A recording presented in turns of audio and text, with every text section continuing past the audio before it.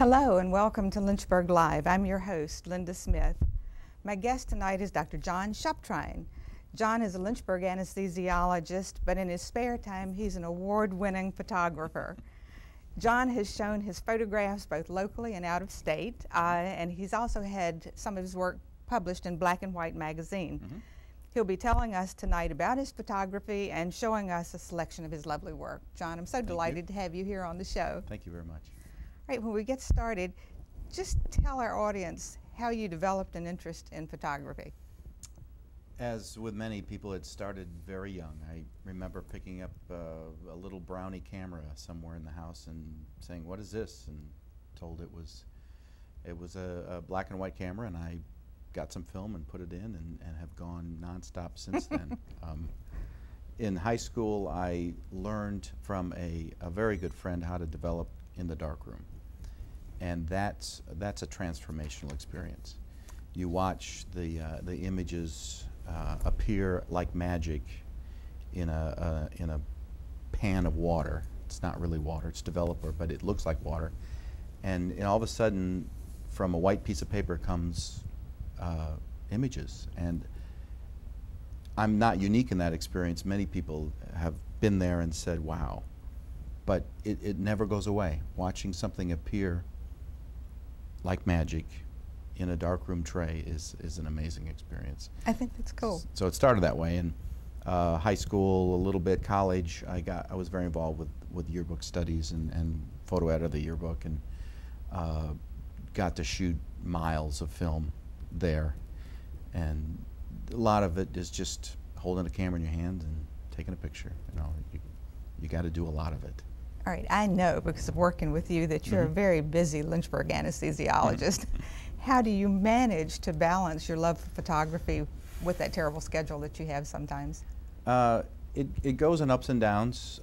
There were many years where I didn't take hardly any pictures, and then you have a vacation where you say, "This vacation I'm going to travel and take photographs," and that has happened in the last 10 or 15 years. I've got some other Lynchburg physicians and I have gone to places, George Hurt and Sam Fuller and a perfusionist, Tim Bazzelli. We've traveled to a lot of the western national parks, and you just make time. It'd be great to have more time to do things locally, but it is fabulous to travel and take photographs where that's all you do. Now, you told me you're self-taught. I took a course in college, pretty much a basic photography course in college, one semester. So I was photographing well before that event, and I've coached nonstop since then. So yes, but in the end, most photographers really are self-taught. You learn some basic skills, and we're talking darkroom stuff and black and white, but you learn some basic skills, and then you go out and take a lot of pictures. And to develop your own personal view of the world through your camera means that you teach yourself what you want to see. I'm sure. I never had thought of it that way, but that's a good explanation. You know, there are places that you could go and get a graduate degree or college degree in photography, and that would have been great. But for the rest of us, we learn on our own. Right. You primarily, you know, I'm the artist person, so I use words like medium. Is there a particular medium, is that the right word for this, like black and white, that you prefer versus color? I shoot everything. I shoot black and white, color, and digital color. But certainly the love affair for me in photography has always been about black and white. It's a medium in which I have a lot of control over all the processes, and with that control comes a lot of ups and downs. A lot of times when you've made mistakes, or you're not sure what the outcome is going to be. But the love of film is sort of about that unexpectedness, even though you really know what to expect with your camera and your film. The first few times I saw really exceptional black and white photography up on a wall, and you go, and you're stunned, and you go, "Oh my, I've never seen anything look like that before," and you want to try to emulate it. There's a lot of just making an image out of black and white, it's already surreal, you know, it's not Right. normal. And to make it emotionally impact the way you want it to from the scene you saw in front of you. Now, is it technically more difficult to translate into black and white what you see? That's a good question, because I've thought about that question. It is the technical skills that you learn with developing black and white film, and you get a certain expectation of what you're going to create. But it is, I find it very challenging to take a nature scene and reproduce all the values of color into enough values of gradations of gray. And there's a lot of manipulations that you do when you take the image, when you process it, and when you print it, that make it hard or easy to do. But that's the challenge of it. So yes, it's an interesting process, and I will hopefully never give it up. The film is harder and harder to get a hold of sometimes, and I use big film, but I don't see ever stopping to shoot film. You do, but you do black color as well. I do color. Yeah. In fact, when we travel, or there are times when it's cumbersome to carry all the black and white equipment and the big cameras. So I shoot a lot of digital when I travel. But there are times when I'm out doing nature scenes, and I have both. I'll shoot film in the large format that I do, and I'll shoot the same scene in color with digital. Do you do portraits as well? I have done, over the years, I've done many different portraits, mostly people I know who ask me, who come to me and they want black and white. I would love to do more portraits. It's very time consuming. It's very time consuming to do it, not only to do it right, to take it, but then to process it if you're doing black and white. So that's for the not too distant future to be doing that. And you have collections of your work, specific collections? You know, I have, on my website, I organize my work somewhat in collections, either in terms of close-up work or places I've been, natural places, or urban scenes. So yes, I do organize them that way. I don't actually have them printed out in collections. You know, the people that make a living at it do that, and I'm still working on that. Do you have specific subjects or topics that you are especially drawn to? Well, part of the love of photography is the love of nature for me. So we travel to beautiful places on the planet, or certainly in this country, to take pictures of the natural beauty that we have available to us here. And so that's crucial to me. I love doing sort of close-up work. I have a big enough garden and I will look to grow interesting things because they might be interesting close-up in black and white, and that's fun. I will spend hours setting up and photographing a flower. So is this sort of abstract some work of it's that you do? Very abstract, and that's a joy, just to create an image that somebody's got to look real hard at and say, well, what is that?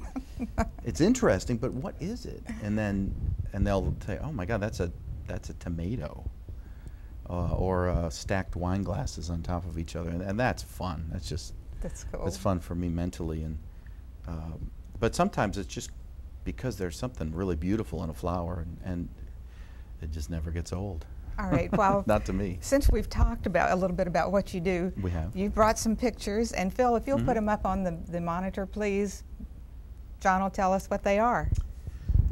This is not very far from us here downtown. This is a church here in downtown Lynchburg that a few years ago was covered in this ivy, and I shot it with infrared black and white film, which made the green foliage look bright white, which is what one of the things infrared film does. And I loved it, and I shot it and I had a good time, and I went back 2 days later and they had cleaned it Oh, my all goodness. off. I mean, it's probably been there for years. I took a picture and it was gone. So it's great that you got it. I was fairly fortunate that I got it, but I was going to try again for something different. But I love the texture in it, the texture in the church doors, and just how bright white the foliage is. That's just fun. Right, Phil, you can do the next one. This is by the airport, Lynchburg Airport, in a blowing snowstorm, cold as heck. Thinking, why am I out here? And I liked the high contrast nature of the snow versus the tree trunks. And this one recently won an award in a show in California that had to do with contrast, because obviously there's big contrast in that one. That's wonderful. Thank you. This is part of a series of photographs I did this winter or last fall and early winter, called unspace. And unspace is a term from a book called the oh, I can't remember the name of the book. I'll come to it. This took place. I took this shot at the training school in Madison Heights. And this is an old building that's totally not open to the public, and I got permission from all the people at the training school to let me take photographs in it. And totally unused space, unspace, but I love the shadows and the textures and the peeling paint. For me, a lot about black and white is texture, and I'm attracted to images that have a lot of texture in it. The raw shark text is unspace. And this is in Yosemite, and this was a 10,000 foot high altitude lake that we went to. We did sort of a blitz. We got up there in the late afternoon and left the next morning, and virtually brought no food with us, just some water. And this was a late evening shot where the reflections in that water and that texture, again, the texture and stripes in the wall, just, Oh, that's cool. it was exciting. That was a really neat place. Close-up thing I did this summer, cone flowers are so much fun. I grow a lot of cone flowers because they're very, each one is different, and every so often I can get one that just has a nice symmetry to it. And enjoy taking pictures of cone flowers. So your gardening is related to your photography. I consciously garden for photography, and of course food. But this was what I was talking about earlier. The plastic wine glasses stacked on top of each other. I saw it, and I saw an X-ray. Me too. And I see enough X-rays that well, that looks like a backbone. It does. And so I had a lot of fun with that. Photographing. That was a few years ago, and then it's on my website. Oops. Okay. This is a shot that's going to be hanging in the Lynchburg Fine Arts Center in a couple of weeks. This got into our local show. Every year the Fine Arts Center, the Academy of Fine Arts, excuse me, does a juried photographic show, and I got this one in, so that'll be up hanging there. And this is in Ohio State. And this is one of the color shots that got an award at the Lynchburg Fine Arts AFA show a year or so ago. And it's a close-up abstract, really, but it's a pond leaf, a sort of a dead and dying lily pad leaf. And it's just one of those things you see, you walk by and you go, oh wow, and take it. It's so much fun to observe when you got a camera in your hand and you want to take photographs. The joy of being in that moment of seeing everything so well, if you can, is a great experience.